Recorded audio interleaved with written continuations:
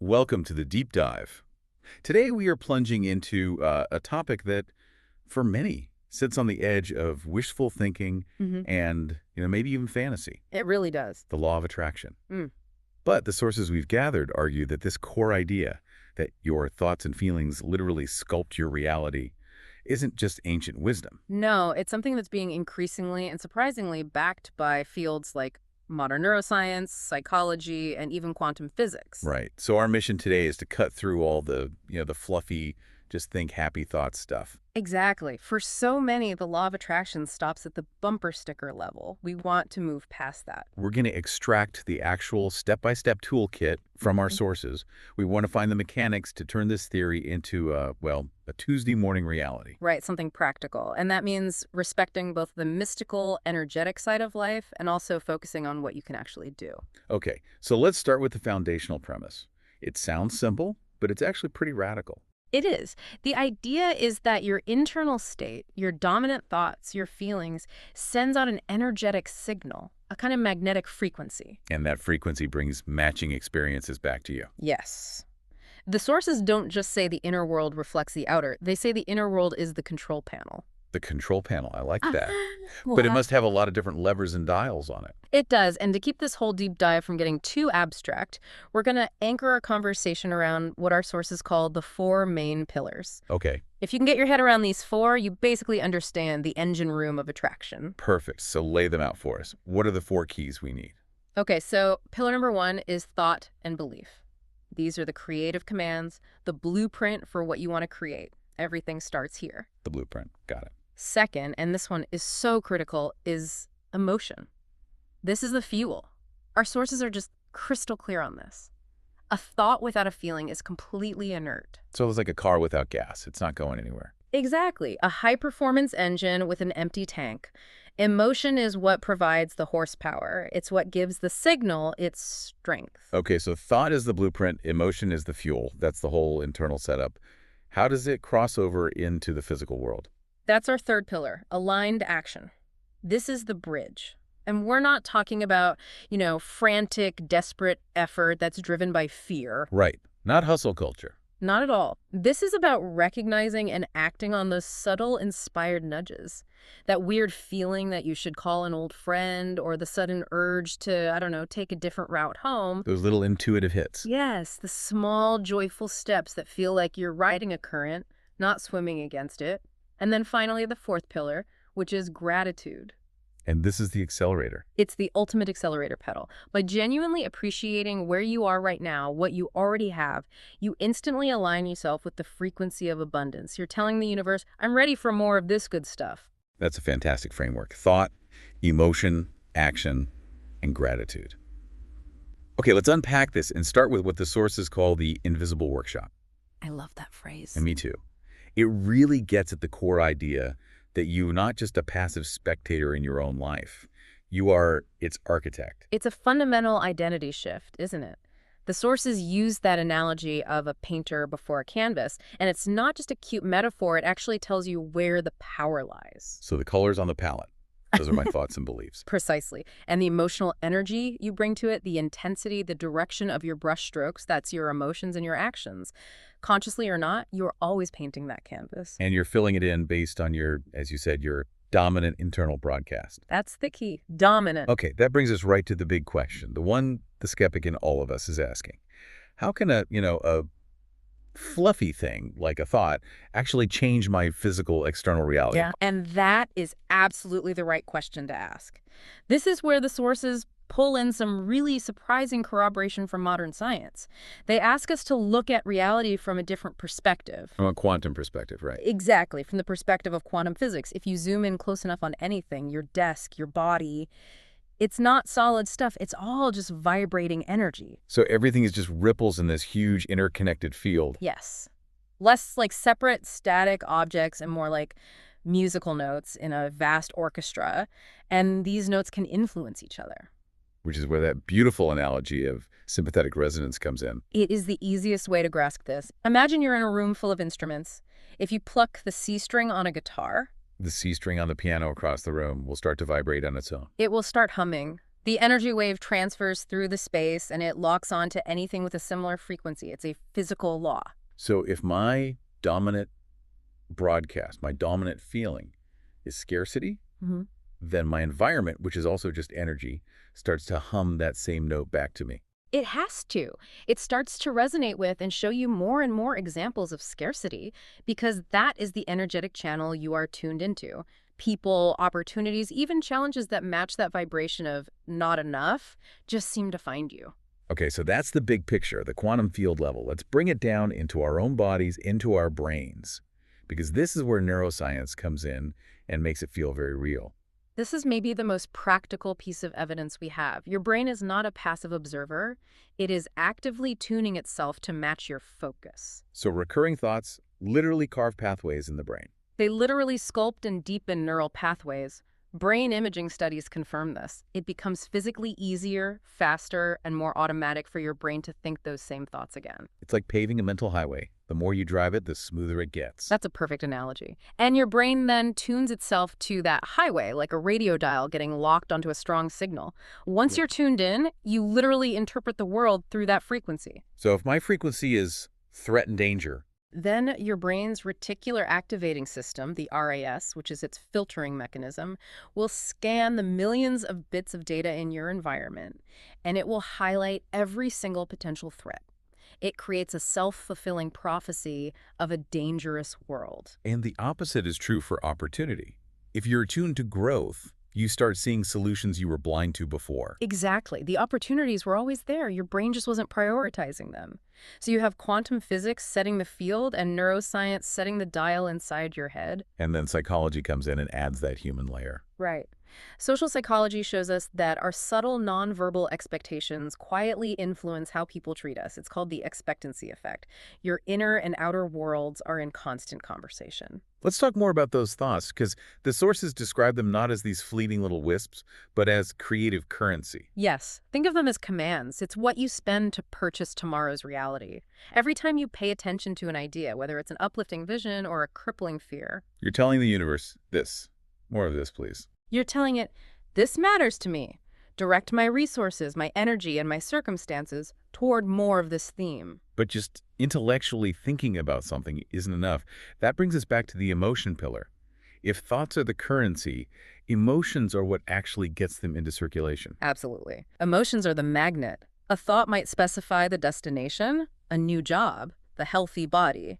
But the emotion is the energy, the horsepower that broadcasts that specification with enough power to attract a matching signal from the universe. A dry thought is a whisper, but a thought charged with feeling is a siren. Perfect. And the sources share this brilliant, quick example that really shows this tuning process in action. It's the author's own job pivot. Right, she was stuck in a job that was just draining her soul. And she did what we all do, right? She updated her resume, sent out dozens of applications, worked herself to the bone, but nothing was happening. Because she was radiating the energy of frustration and exhaustion.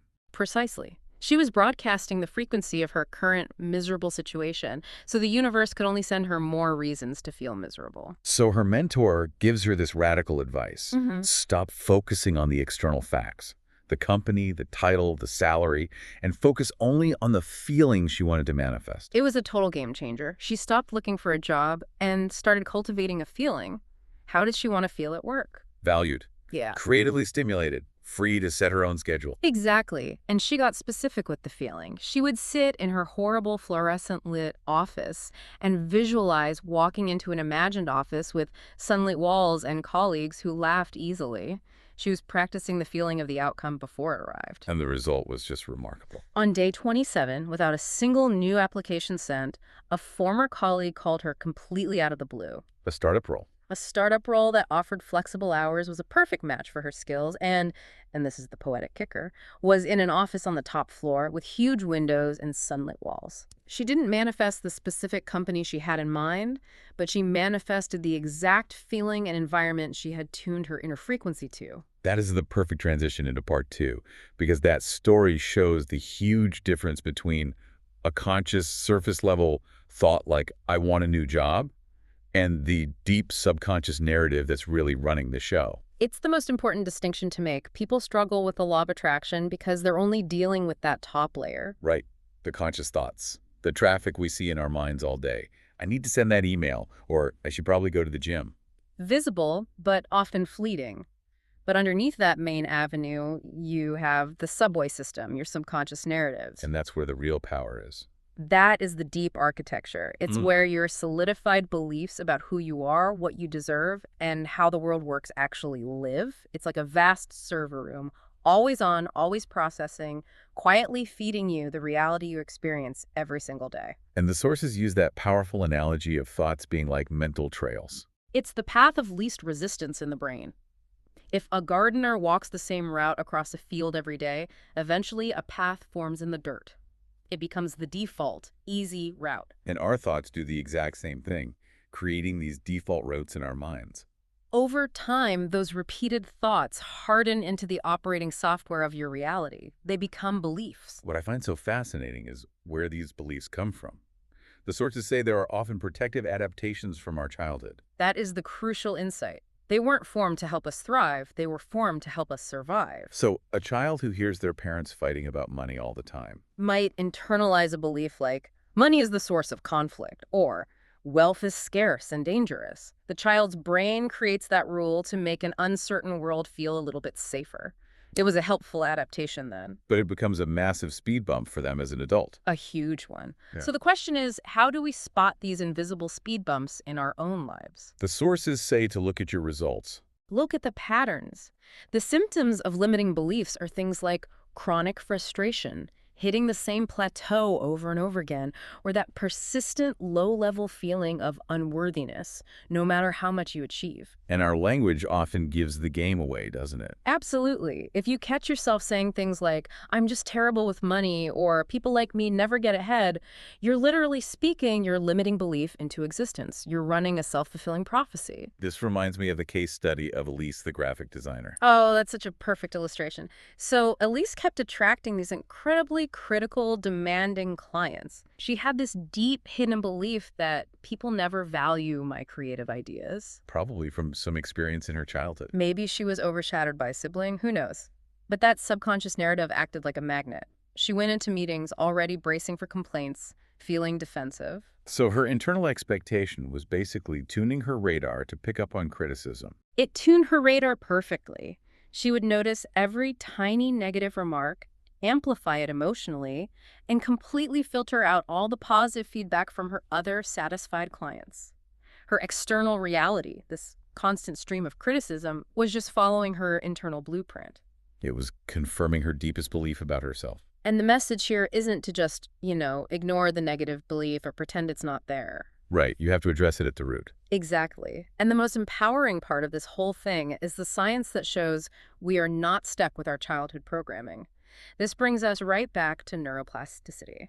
The brain's ability to completely rewire itself. That old saying, neurons that fire together wire together. It means that conscious, consistent rehearsal of new thoughts can create actual physical change in the brain. We're talking measurable physiological fact. This isn't just motivational fluff. The sources point to that famous study of the University College London taxi driver. Oh yeah, the one where they had to memorize the 25,000 streets of London? The knowledge, they call it. The intense memory demands of that job physically expanded the part of their brains responsible for spatial memory, the hippocampus.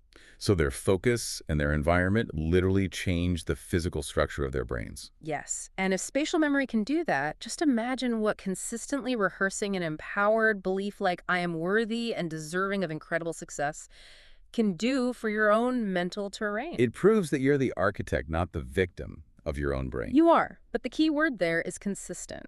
Just like those taxi drivers had to study for months, this leads us to the actual how-to, the strategy for belief transformation. So if the old belief is like old software, what are the steps for uninstalling it and installing the new program? The first step is the one most people skip, and it's emotional release. Old beliefs are often held in place by trapped, suppressed feelings, fear, anger, shame. You can't just think your way out of an emotional block. You can't. You have to honor the feeling first. You have to allow it to move through your body, maybe through journaling or crying or even just screaming into a pillow to loosen the energetic grip that belief has on you. You're creating space. Okay, so once that space is created, you move to the cognitive work. That's the cognitive reframe. You consciously choose A new statement, a new belief that feels expansive, but, and this is so important, it has to feel plausible. This is where people trip up. All the time. If your old belief is I'm always broke, jumping straight to I am a multi-billionaire is too big of a leap. Your subconscious will just reject it out of hand, and it can actually create more resistance. So you choose something that stretches you but doesn't snap your sense of reality. Exactly. You might shift from money is scarce to something like wealth is abundant and it flows to me with increasing ease. It has to feel like a belief you can actually step into today. And the final step is what makes it real. It's behavioral integration. You have to take small, tangible actions that provide evidence for your new story. So if you're working on a belief of abundance, You might start donating a small, regular amount to a cause you care about. Or you might finally buy that one high-quality item you've always told yourself was too extravagant. Each action sends a clear signal to your subconscious. See? This is real. This is who we are now. that flows perfectly into part 3, where we move from fixing old beliefs to actively creating with the core tools: intention, visualization, and gratitude. Let's start with setting clear and powerful intentions. Intention is the architectural plan. After you've cleared away the debris of the old beliefs, you need a new blueprint.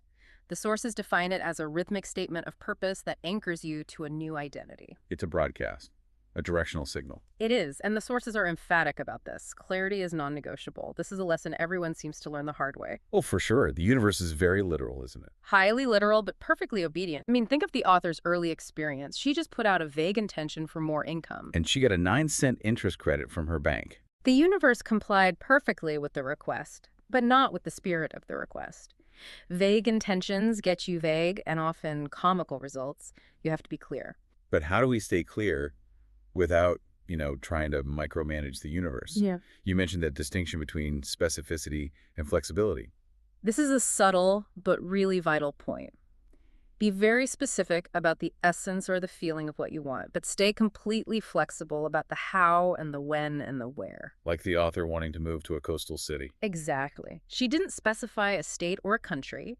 Her specific intention was about the sensory experience she desired. She wanted to be able to hear the ocean from her window. That was the essence. And the outcome was something she could never have planned. Not in a million years. The universe delivered an unforeseen job opportunity in a small Portuguese fishing village. She got a high-floor apartment overlooking these cliffs with crashing surf. The heart of her intention was fulfilled in a way that just blew her original mental checklist out of the water. Okay, so once that clear, emotionally charged intention is set, we bring in the mind's most powerful tool: visualization. This is so essential because, as we've said, the subconscious doesn't speak in logic. It speaks in images and sensations. And the sources highlight what they call the cinematic principle. Yes. When you picture an outcome as if it has already happened and you feel the emotion of that completion, your brain fires the exact same neural circuits as if you were physically doing it. That's that neurological rehearsal we were talking about earlier. It is. That study with the piano students is the proof. The students who only imagine practicing develop the same motor cortex pathways as the students who physically practiced. Visualization isn't daydreaming, it's functional rehearsal. It's preparing your nervous system for success. And to make that rehearsal stick, it has to be more than just a picture in your head. Sensory richness is key. You have to dial up the emotional voltage. If you're visualizing signing a new contract, you don't just see the pen. You have to feel the cool weight of it in your hand. Smell the coffee on the table, hear the quiet click as the cap comes off, and feel that wave of relief and excitement in your chest. The sources mention how elite athletes like Katie Ledecky are masters of this. Oh, she's the perfect example. She doesn't just see herself winning. She rehearses the entire event sensorily. She hears the roar of the crowd. She feels the cold shock of the chlorinated water. She tastes the adrenaline. She feels the swim cap snap tight against her head. For her, the actual race is just the final, easiest lap of an inner marathon she's already won 1,000 times. For those of us who, don't have time for a full cinematic rehearsal every day, the snapshot method seems incredibly useful. It's the daily micro practice. You don't need the whole movie. Just pick a single 15-second Polaroid of one iconic moment. The moment you get the keys to your new house. Or the moment you embrace your partner after a long time apart. You practice that quick, high-definition emotional flash multiple times a day. It keeps your energy humming on the right frequency, even when you're stuck in traffic. Okay. We've set the intention, we've rehearsed it. Now we bring in the turbocharger. Gratitude. Gratitude is the highest vibrational state you can be in because it instantly shifts you out of the energy of lack and into the energy of sufficiency. Longing focuses on the gap. Gratitude focuses on the treasure you already have. Precisely. And in doing so, it sends a powerful signal to the universe. I recognize abundance. I am open and ready for more. So the energy signature of gratitude is smooth and expansive, while the signature of wanting something is, what, constricted and needy. Exactly. And because like attracts like, gratitude becomes a magnet for more things to be grateful for. It creates this beautiful positive feedback loop. And the science on this is really solid. The sources point to the work of the HeartMath Institute. Yes. Their research shows that practicing genuine appreciation almost instantly brings your heart into a state of coherence. It's a very regular rhythmic pattern. And a coherent heart sends a different signal to the brain. It sends a consistent, calming signal, which then synchronizes your brain waves into a calmer, more creative pattern. It literally takes you out of fight or flight and puts you into a state of creative flow. Stress floods the body with cortisol. Gratitude releases dopamine and serotonin. It literally widens your perspective so you can notice the opportunities that were there all along. Yes, and the author shares that really powerful personal story about her health, shifting from focusing on her chronic fatigue to thanking her body for tiny victories. That's the ultimate example of this in practice. It is. Instead of lamenting the pain, she started a daily practice of thanking her body for an afternoon without brain fog or for a steady heartbeat. By magnifying what was working, she handed her body a new functional blueprint, and her body began to comply. Even when you're anxious about bills, the practice is to thank the money you do have for serving its purpose. Yes, to see it as circulating, it shifts the entire undercurrent from depletion to sufficiency. This brings us to part 4, where we take this highly charged, grateful state and launch it into the physical world. Action and application. Starting with taking inspired action. This is the bridge where the energy finally becomes physical reality. And the key distinction the sources make is between forced action and inspired action. Forced action is what most of us do when we feel desperate. Right. It's what we're taught to do. It's fueled by fear, anxiety, obligation. It's all about quantity sending 100 resumes, working 80 hours a week. It feels like swimming upstream. And inspired action. It's fueled by enthusiasm, curiosity, and a sense of inevitability. It feels like riding the current. It's not effortless because it requires no energy, but because it feels right. Like a surfer, you still have to paddle, but the wave does most of the work. So how do you recognize that subtle nudge in all the noise of daily life? It comes with a feeling of lightness. It's not heavy or strategic. It feels like, I just want to call this person, or I really should go to that bookstore today. And the momentum from one small aligned step is often all you need to invite the next one. The author's story about the rainy Thursday is a perfect example of how illogical it can be. Totally illogical. She had this inexplicable urge to call an old friend she hadn't spoken to in years. She almost ignored it to focus on her to-do list, but she listened. And that friend immediately offered her a keynote speaking gig. A keynote at a major conference, which then led to multiple corporate clients, and she quadrupled her revenue in 6 months. That entire chain of events was kicked off by one tiny, inspired, illogical action. Let's apply this to specific areas of life, starting with one everyone asks about: manifesting love and relationships. The foundational principle here is that the relationship you have with yourself sets the absolute tone for all others. You have to establish a vibration that says, I am worthy of profound, respectful, reliable love. I love that quote from the elderly woman in the cafe. Stop waiting for somebody else to treat you well. Show them how it's done. That is a command to the universe. If your own self-talk is dismissive and critical, the people who show up in your life will just mirror that same energy back to you. And if someone is stuck in a pattern, attracting the same kind of person over and over, it usually means there's some past work to do.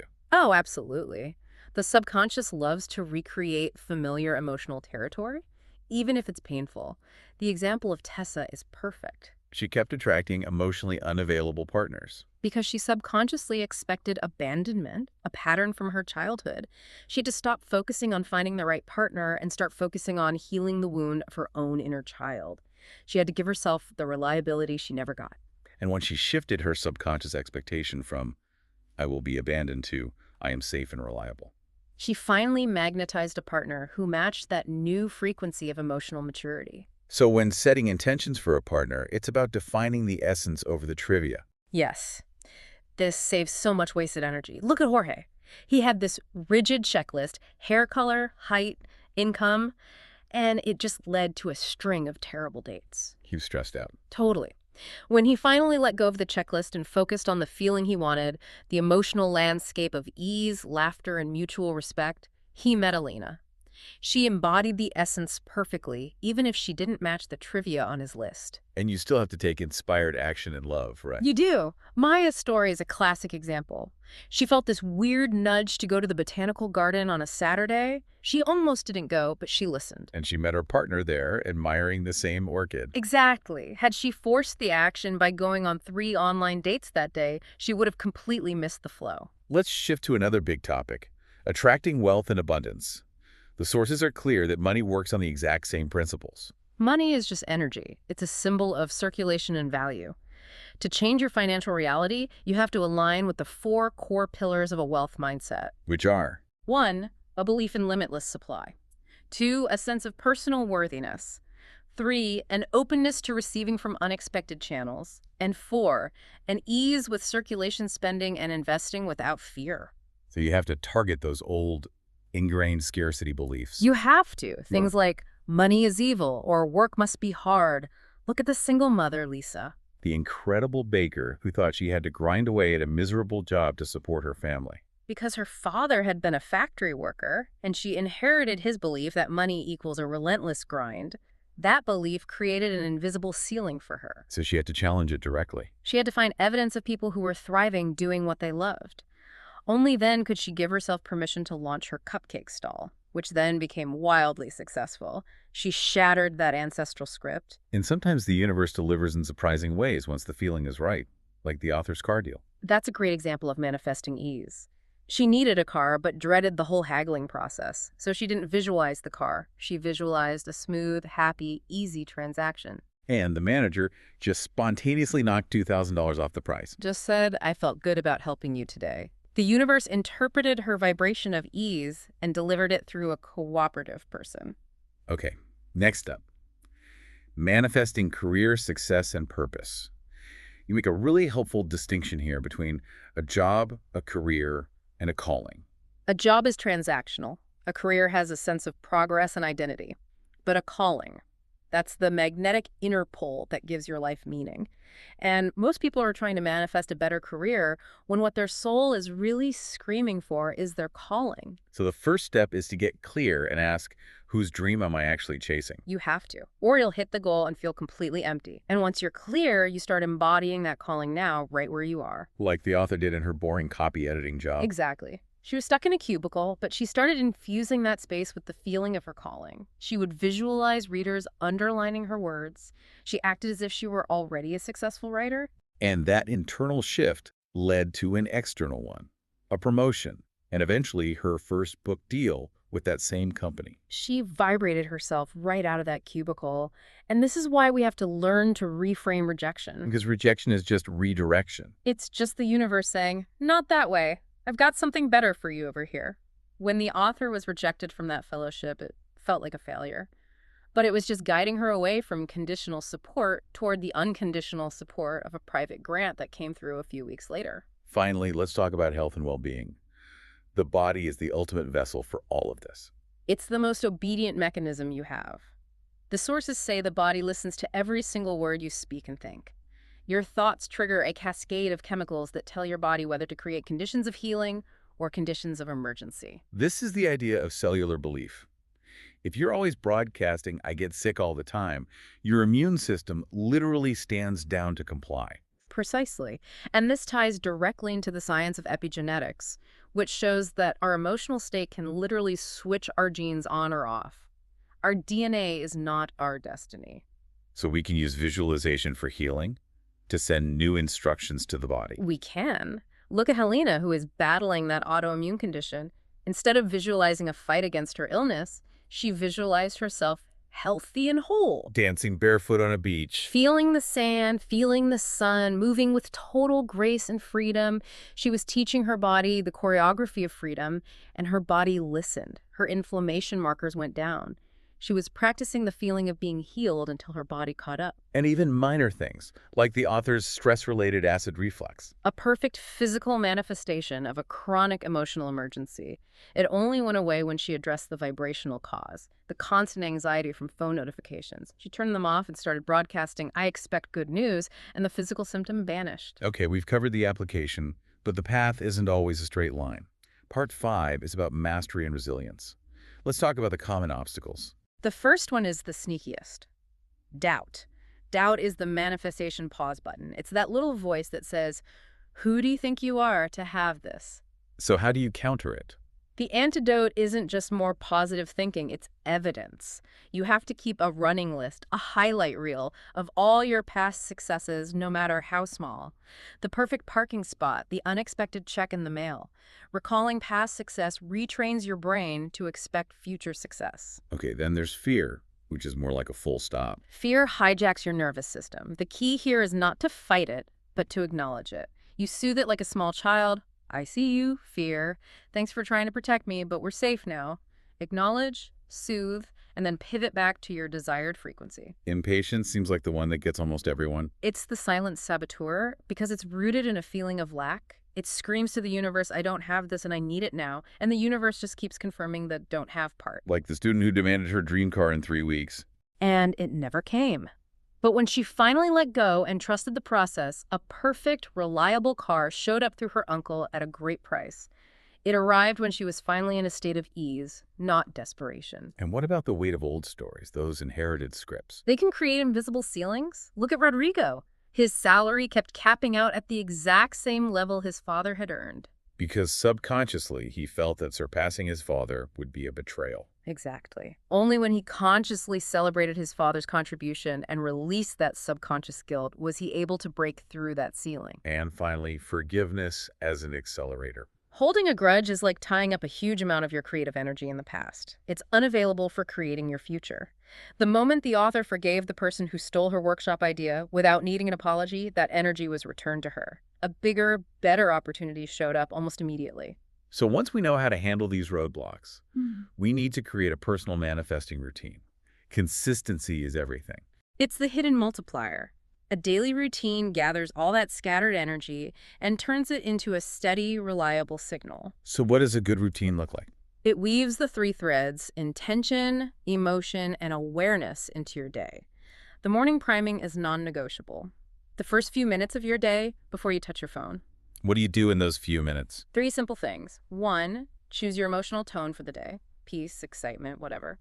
2, state your primary intention for the next 24 hours. And 3, visualize one quick snapshot of that outcome as already complete. It primes your whole system. And then you close the day with the evening gate. Yes. Before sleep, you do a highlight reel of your day. You mentally replay the small wins, the moments of joy, the things you're grateful for. You're programming your subconscious with positive material to work on while you sleep. And using small cues throughout the day can help. Yes, anchors. A special object on your desk, a specific scent. Something that, when you see it or smell it, instantly brings you back to your desired emotional state. This all leads to the final identity shift, living as a conscious creator. This is when you move from learning about the law of attraction to actually being it. You embody 3 roles: the architect, who designs the reality, the witness, who observes without judgment, and the participant, who takes that inspired action. And the sources give us a simple tool for this, the 3 breaths practice. It's a 30-second reset you can use anywhere. First breath is observational. Just notice where you're at. Second breath is cleansing. Exhale the tension. Third breath is creative. Inhale the feeling you want to embody, like peace or openness. Like in the heated team meeting example, inhaling openness shifted the entire room's energy. It did. And the ultimate skill here is mastering the feedback loop. Seeing reality as data. Exactly. Reality is constantly giving you feedback on your dominant frequency. If you wake up irritable and then get stuck in traffic, that's not bad luck. It's feedback. The conscious creator doesn't get mad at the reflection in the mirror. They go back and change the inner state that's causing the reflection. That brings us to the end of this incredible deep dive. We've covered so much, from quantum physics to a nightly highlight reel. The real takeaway seems to be that this is a skill set, not a magic trick. It's a mastery skill, like playing an instrument. It's not a one-time stunt. You have the 4 pillars now. Thought, emotion, inspired action, and gratitude. If you keep those small practices consistent, you'll find that life still has its challenges, but you'll have the resilience and the wisdom to see them as invitations, not obstacles. And this is where it gets really interesting, as we leave you with one final provocative thought from our sources. The law of attraction isn't just some cosmic vending machine designed to deliver stuff. No, it's an evolutionary process designed to sculpt your character and refine your capacity for profound joy. Think about that. So if your current challenges aren't actually obstacles blocking your path, but are more like intelligence from the universe, testing your capacity to receive your grandest vision. Then a question becomes, what is the wisdom your biggest frustration is trying to teach you about your own worthiness right now? That's a powerful question to sit with as you start integrating your own daily routine. Thank you for joining us for this deep dive. We'll talk to you next time.